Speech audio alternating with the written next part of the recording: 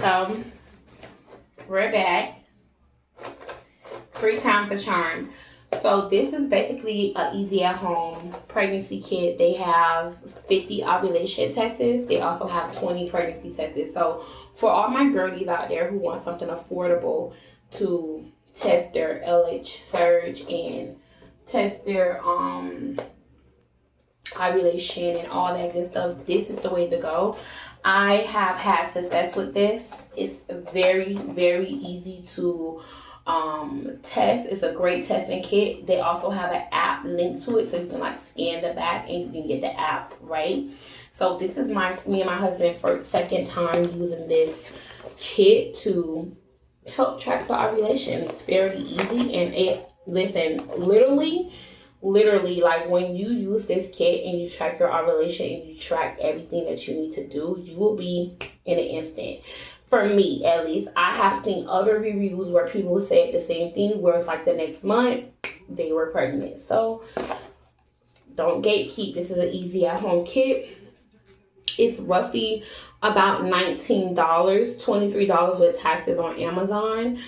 So it's pretty affordable if you get my gist. There are other more expensive ovulation kit tests out there, but I think this works for me. And for me, it works greatly. So when you first open up the box, right, comes in this little box here, and then when you open it, there is a little letter inside. So inside of here, it has basically how to use the kit, right? So you can scan it and then you follow those steps, right? And then this here is just basically how to use the pregnancy tests, right? And that's really easy to use, right? Everything is really easy to use. The real challenge is noticing what is high and what is low, and that's why I think it's genius that they have the app. You know, I think my first one, I don't think they had the app, so I will have to kind of like use other videos to detect what was high and what was low. But because they have the app, which is a lifesaver, it's showing me how high my LH surge is, how close I am to ovulation day. So it gives me some kind of like thinking, right, of what may be it. So in the box, I ordered this 50 ovulation test strip and 20 pregnancy tests, right? So in here, it comes with these are your ovulation test strips. There are 50 in here.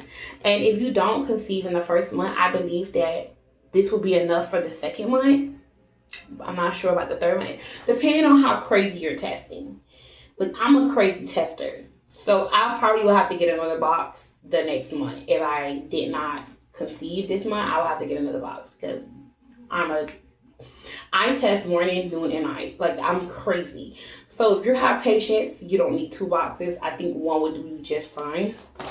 And then that's the ovulation strips. And then these pink strips are the pregnancy tests. So I don't even touch these. These don't get touched until I'm for sure that I may have been pregnant. And so, well, I take that back.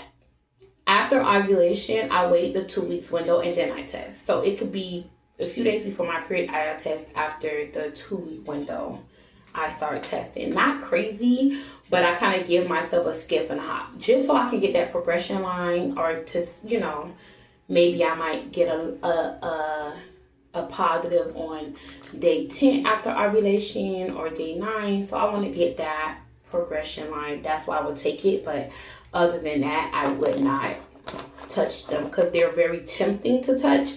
If the girls who know, you will be tested like a mad person, and then I have to go to the store and then buy this very expensive pregnancy test. Now pregnancy test is super, super expensive. It used to be $10, but now it's $40 for a test, and you can get this and get the same results with easy at home. Normally, once I get a positive on this, I may get a digital, because of course, who wouldn't like to see that on the test? But I'm here to show you what a high test strip looks like. So I did take a few. I am on cycle day 17. So this is why it's very important to test, because last 2 years, because I wasn't trying, but last 2 years there was a high test surge on cycle day 25, and now I have a high test surge on cycle day 17. So that's why I feel like it's very important to test, because you may be feeling like, oh, I'm like not fertile, but the thing is, you're not testing on the right days, or you're not testing, but you're not testing at all, and you don't know. The body does what it wants to do, and you have to make sure you're keeping up with her, because if not, she's going to do whatever she wants to do, and you'll be in your head like something's wrong with me, and it's not. It's just that you're missing that window. I have learned that ovulation happens for 12 hours. Like, you literally have that day or couple of hours to be done with it, because the next day is literally gone.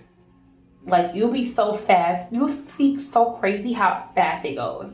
Like, I'll test the next day and it'll be high, and then after ovulation's gone, the next morning there's nothing.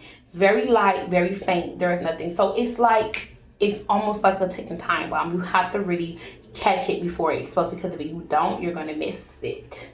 You're going to miss that window. The ovulation window is so short. So this stuff helps me keep up with it, because I won't. But back to the test. I'm blabbing. This is a high test result. So you see how dark the line is? And I want to do a comparison. So this is cycle day 17. My lines are very, very dark. It's almost just as dark as the control line. That means my surge is here. That means that it's time to baby dance. It's time to do what I have to do to get the result I want at the end of the month, right? So this is the high test surge. Is this the highest? No. I think I have a day or two to get my peak. So my peak is obviously going to be as dark at, or not darker at the control line, right? So this is not a pregnancy test. Once again, these are ovulation test scripts, okay? So I'm gonna go back. And the good thing about the app is you can take pictures of this and it'll show you what percentage that test is on, right? So that percentage test is on a 76. So that's pretty high. I think the highest it can go is like 1.443. It's the highest I believe it can go. But these are other tests that I took on cycle day 8.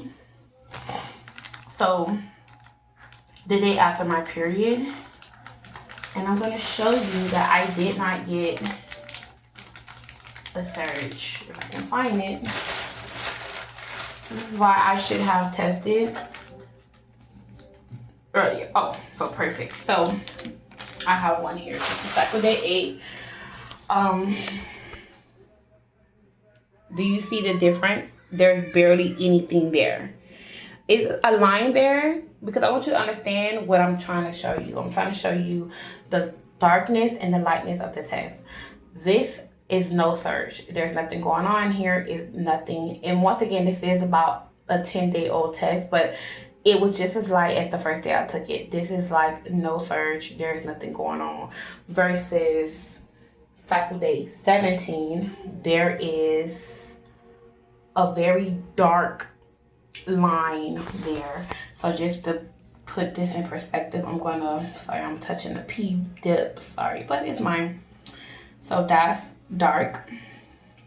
And then we're gonna put on the lighter test script, put it together, and I'm gonna show you the difference of what it is. So do you see the significant difference in the test? It is very significant. It's very dark, and this is very light.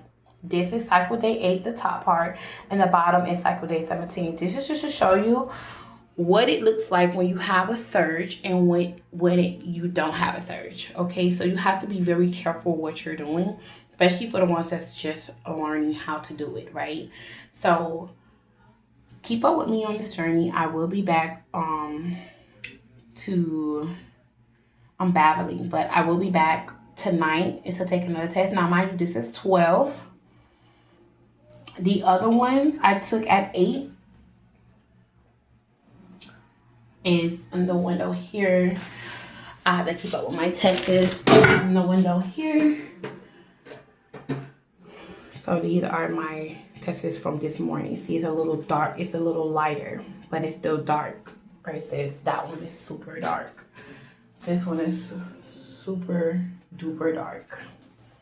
So you have to be very, very, very mindful of that. So toodaloo. See you guys. Thank you guys for this video. I really appreciate it. Let me know how your TTC journey go, and I will let you know the same thing.